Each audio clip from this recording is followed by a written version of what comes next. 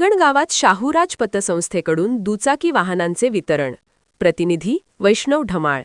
फलटण तालुक्यातील हिंगणगाव येथे शाहूराज ग्रामीण बिगर शेती सहकारी पतसंस्था यांच्या वतीने नवीन दुचाकी वाहनांचे वितरण करण्यात आले.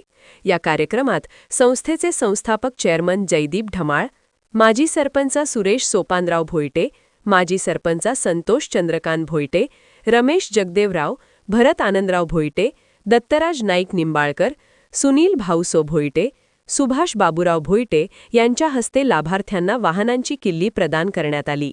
यावेळी संस्थेचे व्हाईस चेअरमन शीतल संजय भोईटे, मयूर प्रतापसिंग भोईटे, अजित भोईटे, प्रवीण भोईटे, किसन खरात, आनंद बागडे, धनंजय भोईटे, रवींद्र ढमाळ, संतोष कुंभार, अश्विनी पिसाळ, पदाधिकारी योगेश भोईटे, सविता ढमाळ, सभासद तसेच ग्रामस्थ मोठ्या संख्येने उपस्थित होते.